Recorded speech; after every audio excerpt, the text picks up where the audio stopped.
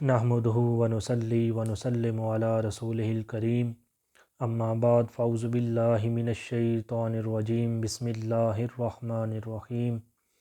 بلغ العلا بکمالہ، کشف الدجی بجمالہ، حسنت جمیع خصالہ، صلو علیہ وآلہ۔ میں آپ کا میزبان محمد جاوید عمران، اور آپ دیکھ رہے ہیں میرا فیس بک پیج اور یوٹیوب چینل۔ تمام حاضرین، سامعین و ناظرین کو السلام علیکم ورحمۃ اللہ وبرکاتہ۔ آج ہم جس پاک ہستی کا ذکر کرنے جا رہے ہیں وہ ہیں حضرت حبیب اجمی رحمۃ اللہ علیہ۔ حضرت حبیب اجمی رحمۃ اللہ علیہ ابتدا میں سود کا کاروبار کیا کرتے تھے، اور جو آپ لوگوں کو قرض دیتے اس پر وہ سود لیتے، اور جو سود ملتا اسی رقم سے آپ زندگی کا گزر بسر کرتے۔ جس شخص کو آپ قرض دیتے اور جب وصولی کے لیے جاتے تو جب تک وہ شخص قرض ادا نہ کر دیتا تب تک آپ واپس نہ آتے۔ اگر کسی وجہ سے وہ ٹائم پر قرض ادا نہ کر سکتا تو آپ اس دن کے آنے کا ہرجانہ لیا کرتے۔ اسی سلسلے میں وہ ایک شخص کے پاس جس نے قرض لیا ہوا تھا وصولی کے لیے گئے، لیکن وہ گھر پر نہیں تھا۔ اس کی جو بیوی تھی اس نے دروازہ کھولا اور اس نے بتایا کہ میرے خاوند جو ہیں وہ گھر پر نہیں ہیں، اور میرے پاس ایسی کوئی چیز بھی نہیں جو میں آپ کو ہرجانے کے طور پر دے سکوں، لیکن میرے پاس گوشت کا کچھ حصہ پڑا ہے، اگر آپ چاہیں تو وہ میں آپ کو دے سکتی ہوں۔ تو حضرت حبیب اجمی رحمۃ اللہ علیہ نے وہ گوشت کا کچھ حصہ لیا اور گھر کی طرف روانہ ہو گئے۔ جب آپ گھر پہنچے تو آپ نے اپنی بیوی کو وہ گوشت کا کچھ حصہ دیا اور ساتھ ہی کہا کہ یہ مجھے ہرجانے کے طور پر ملا ہے، آپ اس کو بناؤ، ہم آج اسی سے ہی کھانا کھائیں گے۔ وہ کافی منع کیا کرتی تھی کہ آپ اس کاروبار کو ترک کر دیں، لیکن وہ نہیں سنتے تھے۔ جب اللہ تعالیٰ کی طرف سے رشد و ہدایت کا ایک وقت متعین ہوتا ہے تب ہی ہدایت ملتی ہے۔ تو جب ان کی بیوی نے وہ سالن بنایا اور جب وہ نکالنے لگی تو کیا دیکھتی ہیں کہ وہ جو گوشت تھا وہ سارا خون بن چکا تھا۔ انہوں نے اپنے خاوند کو آواز دی کہ یہ دیکھیں جو آپ گوشت لائے تھے یہ تو سارا خون بن چکا ہے، اور اب آپ آئیں، آپ بھی کھائیں، میں بھی کھاتی ہوں اور بچوں کو بھی کھلاتی ہوں۔ یہ جو واقعہ تھا اس کی ایک گہری چوٹ حضرت حبیب اجمی رحمۃ اللہ علیہ کے دل پر پڑی، اور انہوں نے اسی ٹائم اپنی بیوی کو شاہد بنایا کہ اب میں جو ہے وہ اس کام سے توبہ کرتا ہوں، اور میں صرف اپنا جو قرض دیا ہوگا، جو اصل رقم ہے میری، میں وہی واپس لوں گا، اس پہ میں سود نہیں لوں گا۔ یہی کہنے کے لیے وہ گھر سے نکلے۔ کیا دیکھتے ہیں کہ آگے بچے جو تھے وہ کھیل رہے تھے۔ بچوں نے جب دیکھا کہ حضرت حبیب اجمی رحمۃ اللہ علیہ آ رہے ہیں تو تب انہوں نے کہا کہ وہ دیکھو حبیب اجمی سود خور آ رہا ہے، اور ہٹ جو کہیں یہ نہ ہو کہ ان کی قدموں کی خاک ہم پر پڑ جائے اور ہم بھی بدبخت ہو جائیں۔ یہ سارا ماجرا جو تھا اور یہ سارا واقعہ جو تھا آپ نے حضرت حسن بصری رحمۃ اللہ علیہ کو جا کے بتایا۔ یہ حضرت حسن بصری رحمۃ اللہ علیہ اور حضرت حبیب اجمی رحمۃ اللہ علیہ کا ایک ہی دور تھا۔ بعد میں حضرت حسن بصری سے آپ نے کافی علم سیکھا۔ تو جب آپ نے سارا وہ واقعہ بتایا تو حضرت حسن بصری رحمۃ اللہ علیہ نے آپ کو واعظ و نصیحت فرمائی، جس کی وجہ سے آپ نے دوبارہ توبہ کی اور ان کو بھی اپنا گواہ بنایا۔ جب آپ نے توبہ کر لی تو آپ وہاں سے جب نکلے تو آپ نے دیکھا کہ راستے میں وہی بچے کھیل رہے تھے۔ وہ جو بچے تھے انہوں نے دوبارہ کہا کہ اب حبیب اجمی جو ہیں وہ تائب ہو کر آ رہے ہیں، اور ہٹ جاؤ، کہیں ایسا نہ ہو کہ ہمارے قدموں کی خاک ان پر پڑ جائے اور اللہ تعالیٰ ہمارا نام جو ہے وہ گناہ گاروں میں لکھ دے۔ یہ وہ لمحہ تھا کہ حضرت حبیب اجمی رحمۃ اللہ علیہ نے دلی میں کہا کہ یا اللہ ابھی تو میں نے توبہ کی تھی اور ابھی تو نے میری نیک نامی جو تھی وہ لوگوں کے دلوں میں ڈال دی۔ اس طرح پھر آپ نے لوگوں سے جو قرض دار تھے ان سے صرف اصل رقم لی، سود نہیں لیا، اور جو رقم ملی انہوں نے اپنی ساری خدائے راہ میں صدقہ کر دیا، راہ خدا میں لٹا دی اپنی ساری رقم۔ اور جب ان کے گھر پر ایک سائل آیا تو اس نے جب کچھ مانگنا چاہا، لیکن کیونکہ وہ اپنا سارا مال اللہ تعالیٰ کی راہ میں صدقہ کر چکے تھے تو انہوں نے اپنے جو لباس تھا، جو ان کا کرتا تھا، وہ انہوں نے اتارا اور وہ راہ خدا میں دے دیا۔ ان کے بعد ایک اور سائل آیا، اس نے بھی آپ سے کچھ مانگنا چاہا، لیکن کیونکہ آپ صاحب کچھ اللہ تعالیٰ کے راستے میں لٹا چکے تھے تو تب آپ نے اپنی جو بیوی تھی اس کی چادر دی اور وہ بھی راہ خدا میں لٹا دی۔ تقریباً جو لکھا ہے تذکرۃ الاولیاء میں کہ آپ اس کنڈیشن میں نکلے کہ آپ جو تھے وہ نیم برہنہ تھے، تو آپ نے فرات کے کنارے ایک کمرہ تیار کروایا اور وہیں پہ دن رات اللہ تعالیٰ کی عبادت میں مشغول رہے۔ جب کچھ دن گزر گئے تو ان کی بیوی نے کہا کہ اب ہمیں جینے کے لیے کچھ کھانے پینے کا سامان لا دیں تاکہ ہم اس سے اپنی زندگی کا گزارا کر سکیں۔ وہ مزدوری کرنے کے لیے گھر سے نکلے، وہ گھر سے مزدوری کرنے نکلے تھے، لیکن انہوں نے پورا دن جو تھا وہ اللہ تعالیٰ کی عبادت میں ہی گزار دیا۔ جب شام ہوئی اور وہ گھر کی طرف روانہ ہوئے تو جب گھر پہنچتے ہیں تو ان کی بیوی کہتی ہے کہ آپ کیا لائے ہیں؟ تو انہوں نے کہا کہ میں جس کی مزدوری کر کے لایا ہوں وہ بہت ہی بلند مالک ہے، بہت بلند شان والا ہے، میرے میں ہمت نہیں تھی کہ میں اپنی اجرت مانگ سکتا، لیکن انہوں نے یہ کہا ہے کہ اگر آپ 10 دن کے بعد آئیں گے تو آپ کو تمام اجرت جو ہوگی آپ کی وہ ہم آپ کو دے دیں گے۔ اس طرح دن گزرتے گئے۔ جب 10واں دن آیا تو جب آپ شام کو واپس گھر جا رہے تھے تو آپ کے دل میں یہی خیال آیا کہ آپ بیوی جو ہے وہ مجھ سے پوچھے گی کہ آپ کیا لائے ہیں تو میں کیا جواب دوں گا۔ اسی کشمکش میں وہ جب گھر پہنچتے ہیں کیا دیکھتے ہیں کہ گھر سے کھانے کی خوشبو آ رہی ہے۔ جب آپ گھر پہنچے تو دیکھا کھانے کی خوشبو آ رہی تھی تو آپ نے دریافت کیا کہ یہ کہاں سے آیا ہے۔ تب آپ کی بیوی نے بتایا کہ ایک شخص آیا تھا جس نے ہمیں جو جتنا بھی راشن تھا، جس میں آٹا بھی تھا، ساتھ میں گوشت بھی تھا، شہد تھا، 300 درہم تھے وہ دیے، اور ساتھ میں ایک پیغام دیا کہ حبیب اجمی کو کہیں کہ اپنی مزدوری جو ہے اس کو بڑھا دے تاکہ اللہ تعالیٰ جو ہے اس کی اجرت بھی بڑھا دے۔ بیسک وہ شخص جو تھا وہ اللہ تعالیٰ کی ہی طرف سے آیا ہوا تھا، اور جو وہ انعام تھا، جو راشن تھا، وہ اللہ تعالیٰ کی طرف سے ایک انعام تھا۔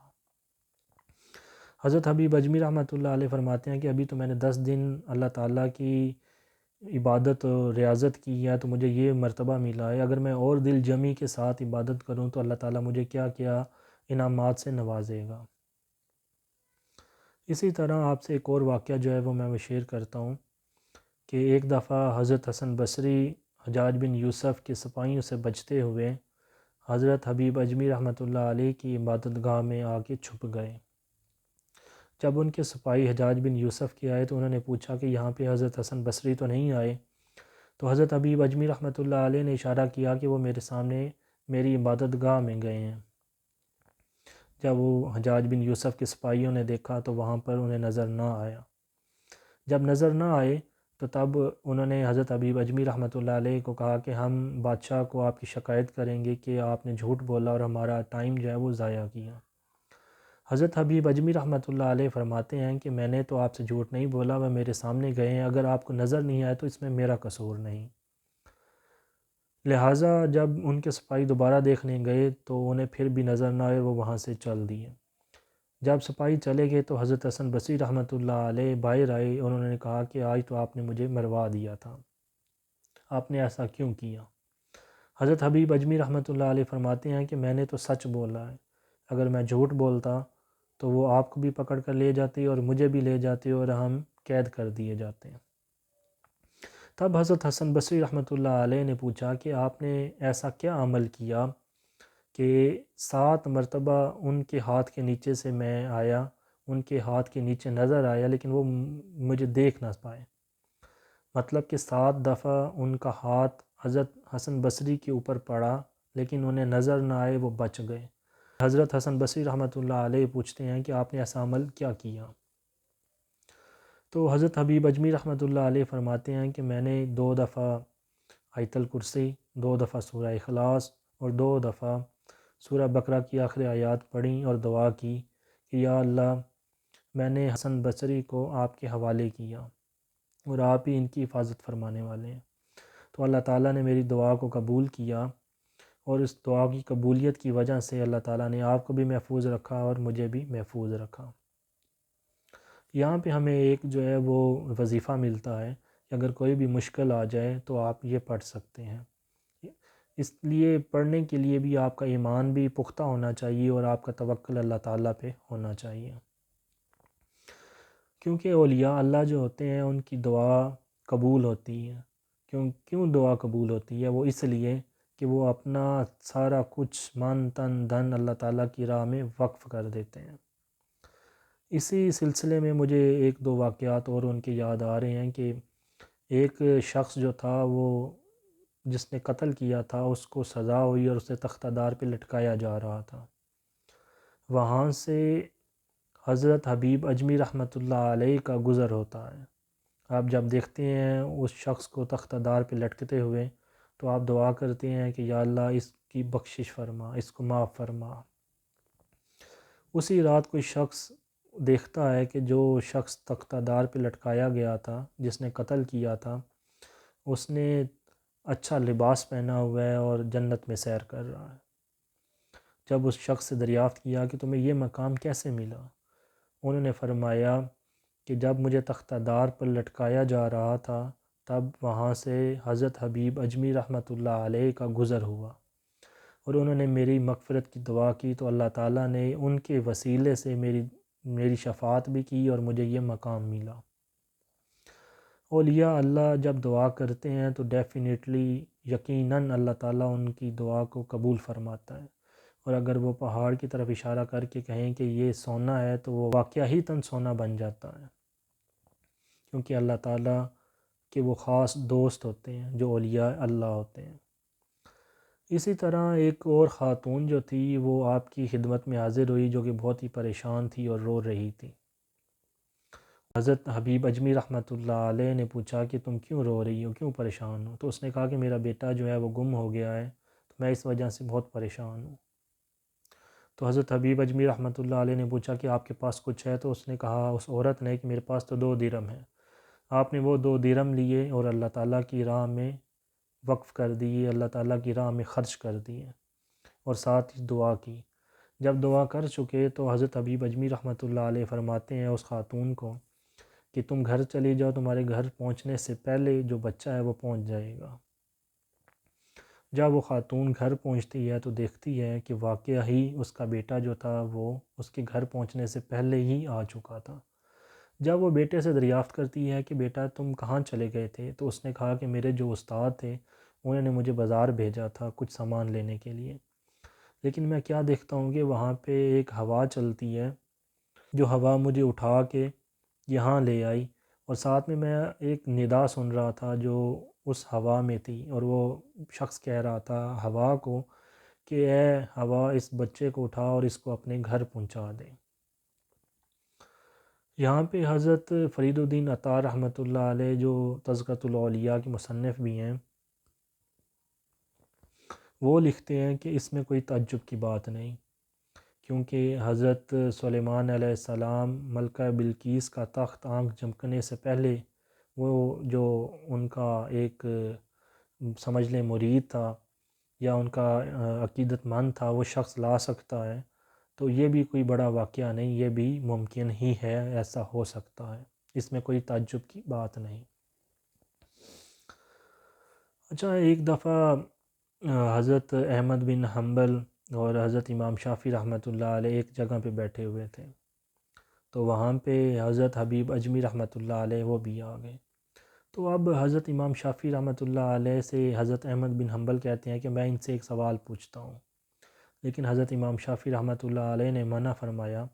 کہا کہ آپ ان سے نہ پوچھیں، یہ تو واصل باللہ لوگ ہوتے ہیں، ان کا جو ایمان ہوتا ہے وہ جداگانہ ہوتا ہے، یہ تو سراپا اللہ تعالیٰ کے عشق میں غرق ہوتے ہیں، آپ نہ پوچھیں ان سے سوال۔ لیکن ان کے منع کرنے کے باوجود حضرت احمد بن حنبل رحمۃ اللہ علیہ نے ان سے سوال کیا کہ یہ بتائیں کہ اگر کسی شخص کی 5 نمازیں میں سے ایک نماز قضا ہو گئی ہوں، مطلب کہ اس نے 5 نمازیں جو دن میں ہیں اللہ تعالیٰ نے جو فرض کی ہیں اس میں سے کوئی ایک نماز قضا ہو گئی ہو اور اس کو پتہ نہ ہو کہ اس کی نماز کون سی قضا ہوئی ہے، تو وہ کیا کریں؟ تو حضرت حبیب اجمی رحمۃ اللہ علیہ فرماتے ہیں کہ اگر اسے پتہ نہ ہو کہ کون سی نماز قضا ہوئی ہے تو اسے تو چاہیے کہ وہ 5 کی 5 نمازیں جو ہیں وہ دوبارہ قضا پڑھے، کیونکہ اس نے اس قدر اللہ تعالیٰ کے حضور بے ادبی کی ہے اور مرتکب ہوا ہے، لاپرواہی کی ہے، کہ اسے پتہ ہی نہیں کہ اس نے 5 نمازوں میں سے کون سی نماز جو تھی وہ قضا ہو گئی ہے، لہٰذا اسے 5 نمازیں دوبارہ قضا پڑھنی چاہیے۔ تو پھر حضرت امام شافعی رحمۃ اللہ علیہ فرماتے ہیں کہ میں نے اسی لیے کہا تھا حضرت احمد بن حنبل رحمۃ اللہ علیہ کو کہ آپ ان سے سوال نہ کریں کیونکہ یہ تو واصل باللہ لوگ ہوتے ہیں۔ اسی طرح ایک اور واقعہ آپ سے شیئر کرتا ہوں حضرت حبیب اجمی رحمۃ اللہ علیہ کا۔ ایک دفعہ حضرت حبیب اجمی رحمۃ اللہ علیہ فرات کے کنارے کھڑے تھے کہ وہاں پہ حضرت حسن بصری رحمۃ اللہ علیہ آ گئے۔ تو حضرت حبیب اجمی رحمۃ اللہ علیہ پوچھتے ہیں کہ آپ کہاں جانے کا ارادہ رکھتے ہیں؟ تو حضرت حسن بصری فرماتے ہیں کہ میں کشتی کا انتظار کر رہا ہوں کہ میں اس دریا کو اس پار کر سکوں اور میں دوسری طرف جا سکوں۔ حضرت حبیب اجمی رحمۃ اللہ علیہ فرماتے ہیں کہ آپ جو ہیں وہ بسم اللہ پڑھیں اور اللہ تعالیٰ پہ توکل کریں اور اس طرح آپ جو ہیں وہ چل کے جا سکتے ہیں۔ حضرت حبیب اجمی یہ کہتے ہوئے وہ دریا کے اوپر پانی کے اوپر چلنا شروع کیا اور وہ دوسری طرف چلے گئے اور اپنے کام میں مشغول ہو گئے۔ جب یہ حضرت حسن بصری رحمۃ اللہ علیہ نے دیکھا کہ وہ تو پانی کے اوپر سے چلتے ہوئے جا رہے ہیں تو ایک دم ان پہ غشی طاری ہوئی اور وہ وہیں پہ گر گئے۔ جب تھوڑی دیر کے بعد انہیں ہوش آیا تو کسی نے پوچھا کہ آپ پہ غشی کیوں طاری ہوئی، آپ کیوں بے ہوش ہو گئے تھے؟ تو انہوں نے کہا کہ یہاں پہ میرے سامنے حضرت حبیب اجمی رحمۃ اللہ علیہ پانی پہ چلتے ہوئے دریا کے اس پار چلے گئے۔ تو میرے مائنڈ میں یہ آیا، میرے ذہن میں آیا کہ